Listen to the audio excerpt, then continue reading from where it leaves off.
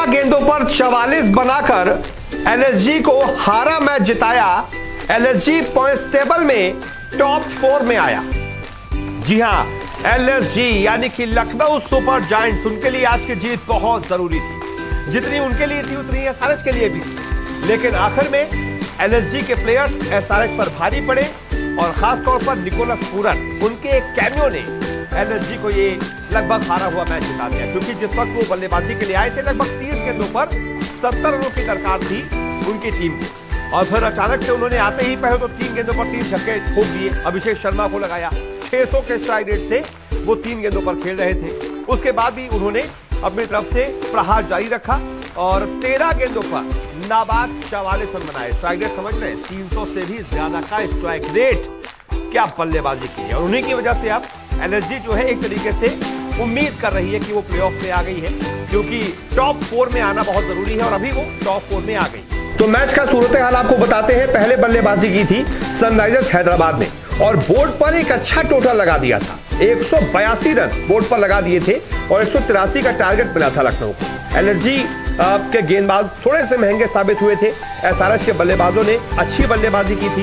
SRH की तरफ से अनमोल प्रीत ने 27 गेंदों पर 36 बनाए, तो ईडन मार्कम कप्तान ने 20 गेंदों पर 48 बनाए। लेकिन सबसे शानदार बल्लेबाजी की हेनरी क्लासेन ने, जिन्होंने 27 गेंदों पर 162 के स्ट्राइक रेट के साथ 47 बनाए, और उसके बाद अब्दुल समद 25 गेंदों पर 37 बनाकर नॉट आउट रहे। यानी कि छोटे छोटे कंट्रीब्यूशन 4 से 5 बल्लेबाजों से आए। इसी वजह से एसआरएच 182 के स्कोर तक पहुंच पाई। लखनऊ की तरफ से सबसे शानदार गेंदबाजी की कृणाल पांड्या ने। 4 ओवर में सिर्फ 24 रन दिए और 2 बहुत अहम विकेट उन्होंने लिए। इसी की वजह से एसआरएच 200 तक नहीं पहुंच पाया। अगर कृणाल पांड्या इतनी अच्छी गेंदबाजी नहीं करते तो एसआरएच 200 तक भी पहुंच सकता था। इसके बाद शुरू होती है लखनऊ की बल्लेबाजी। क्विंटन डिकॉक हमेशा की तरह शुरुआत में अच्छी शुरुआत देते हैं। काइल मेयर्स जल्दी आउट हो जाते हैं। 14 गेंद और सिर्फ 2 रन काइल मेयर्स बना पाते हैं। पता नहीं आज क्या ही हो गया था काइल मेयर्स को। लेकिन क्विंटन डिकॉक और प्रेरक मांकड़, युवा बल्लेबाज, 29 साल के हैं, सौराष्ट्र से खेलते थे, किंग्स इलेवन पंजाब से भी खेले थे, लेकिन ज्यादा मौके मिले नहीं थे।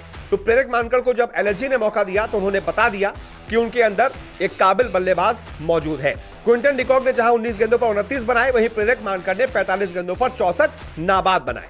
बीच में छोटा कैमियो खेला मार्कस टॉयनेस ने, जिन्होंने 25 गेंदों पर 40 बनाए, और फिर आए निकोलस पूरन 338 के स्ट्राइक रेट के साथ, 3 चौके और 4 छक्कों के साथ 13 गेंदों पर 44 बना दिए और अपनी टीम को 4 गेंदे रहते हुए 7 विकेट से मैच जिता दिया। और इसी के साथ साथ अगर हम पॉइंट्स टेबल की बात करें तो पॉइंट्स टेबल भी हम आपको दिखा देते हैं, जिसमें एलएसजी को फायदा हो गया है और एलएसजी अब टॉप 4 में आ गई है। ये देखिए पॉइंट्स टेबल।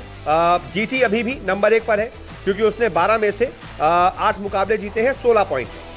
नंबर 2 पर सीएसके है, 12 में से 7 मुकाबले जीते हैं, और एक जो बेनतीजा रहा था उसका भी 1 पॉइंट, यानी कि 15 पॉइंट। नंबर 3 पर मुंबई है, 12 मैचों में 14 पॉइंट, और नंबर 4 पर एलएसजी आ गई है, 12 मैचों में 13 पॉइंट, 6 जीत है और 1 बेनतीजा पॉइंट, यानी कि 13 पॉइंट। यानी कि एलएसजी अब टॉप 4 में आ गई है। उसने राजस्थान को नीचे खिसका दिया है। राजस्थान अब 5वें नंबर पर खिसक गई है। उसके भी 12 मैच में 6 जीत है, लेकिन क्योंकि सिर्फ 6 जीत है, इस वजह से 12 ही अंक हैं।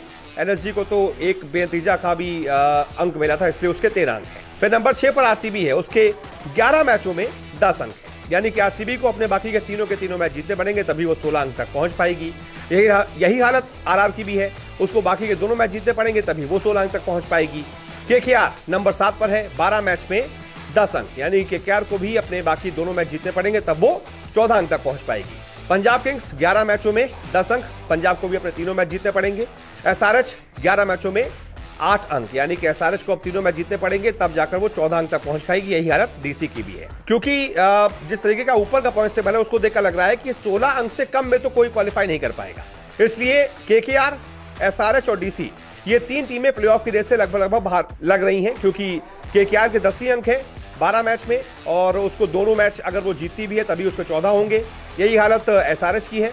अब 11 मैच हो गए, यानी कि 3 मैच जीतेगी तब 14 अंक